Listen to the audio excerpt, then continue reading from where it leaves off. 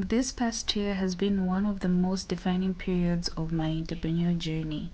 It has been a year of difficult decisions, unexpected growth, failure, resilience, and clarity. Hi, my name is Hope German, and I am the founder of Eon Culture Creatives and also a 2024 Anzisha Fellow. And this is how my past year has been like. More than anything, it has been a year where I learned that building a business is not just about holding on. Sometimes it's about letting go to grow. I closed my salon in April, and it wasn't easy.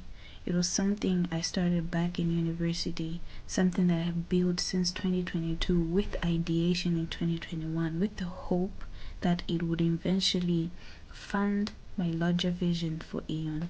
I had invested time, energy, and emotion into it. It wasn't just a business, it was a dream I had nurtured for years. But over time, I realized something important. Passion alone is not enough to sustain a business. And this decision is something that I made with the help of my coach, Keza. And she made me realize that the model was not sustainable. And more importantly, I had to learn more. Letting go of something I worked hard on for so long taught me so many things. That growth requires releasing what is familiar to make space for what truly matters. That decision marked a turning point for me, choosing long-term vision over short-term attachment. In the year, I also faced challenges, and honestly, it was a lot, from operational to personal challenges. One of the biggest challenges that I had was funding. I applied for so many opportunities but did not receive any acceptance letters. And this was mostly because I wanted to scale the machinery side of Eon. That was a major setback because I was building production systems that require capital. So instead of stopping, I had to pivot. I used everything that I had, even with the support that I had with Anzisha, to build my first extraction machine. I built it and I started exploring smaller and more immediate outcomes from the extraction machine.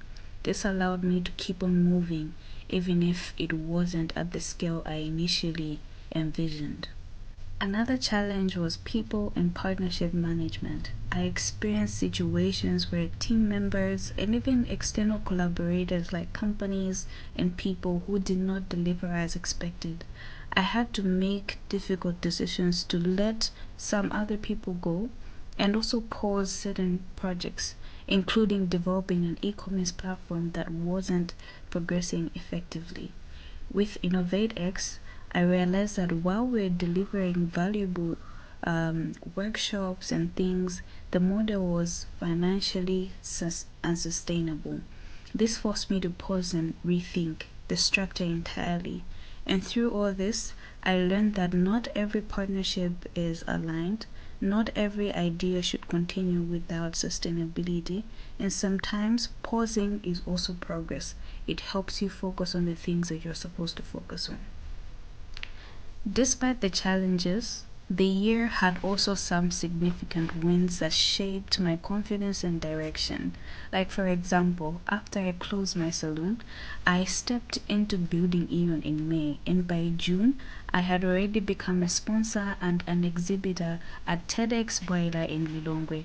That experience exposed me to new networks, not only for me, but also for my team. And it taught me a lot about coordination, visibility, and execution at higher level. And the impact that I saw that this thing alone left on my team. I saw my team coordinating, working based in their own fields, making them skill up in their skills. And I saw that this is really, really good and it was worth closing this up. I was also invited as a speaker to a rooftop mixer event, which reminded me that even when I feel like I'm not doing enough, my work is being seen, even though it's not as much and the output, and I'm still trying to figure things out. I should keep on working because there's someone out there that I'm inspiring. There's someone out there where I share my story to and they get to relate with me that yes, indeed, this journey is worth taking. Another major milestone was hosting the Anzisha tour in both Lilongwe and Blantyre. Organizing across regions with limited resources challenged me to grow in logistics, leadership, and adaptability. I remember that when I hosted the first location, people didn't show up. Actually, only one person showed up. I felt like I should crash, but I ended up pivoting the whole thing where we had an intimate and interactive session with the speakers that we had, with my team, as well as that one individual that showed up. Most importantly, I successfully built my first fiber extraction machine, which was a huge milestone for Eon. Turning an idea into physical working system, it required a lot of saving, research, coordination, persistence, and belief, and it also proved that this vision is possible. And we managed to pitch as well at Unipod through my active and really great team member. He pitched on my behalf, and we got to get good feedback on what we're working on. And this also helped me to build trust in the team that I am working with. Talking about teams, one of the biggest internal shifts this year that I have seen has worked with how I work with people is learning how to communicate. I've learned that strong execution is not just about ideas, it's about communication and alignment. To improve my team morale and performance, I focused on being open and more intentional about communicating, seeking feedback instead of just working in isolation, supporting team members wherever possible, and also just creating a space for clarity in roles and expectations. While this is still a work in progress, it has helped me build a stronger foundation for collaboration within my team. All in all, there were moments within this year where I felt like giving up. Times where I felt like I wasn't doing enough or I was just falling behind. And one of the most important realizations I've had is that Anzisha is not just a program, it's a support system.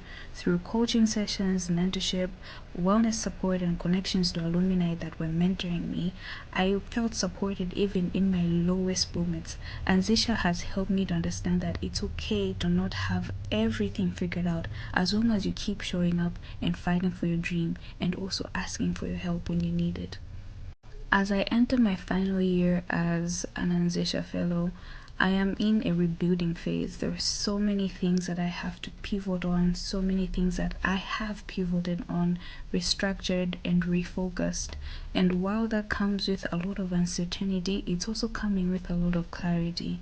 And my biggest hope is to gain resources and traction needed to fully activate Eon's manufacturing vision. In the short term, I am aiming to win the Anzisha Storytelling Prize because I believe it is the realistic opportunity for me at this stage, considering that so many things are there that I need to build on right now that are not there yet. And winning it would not only validate my journey, but also provide financial support needed to invest in machinery and also move closer to scaling. Beyond that, my goal is simple: to prove that Eon works and also that it can create real opportunities for others, even at a small scale. I don't have to have it all figured out, but it can create real jobs and it can help with environmental and climate related issues.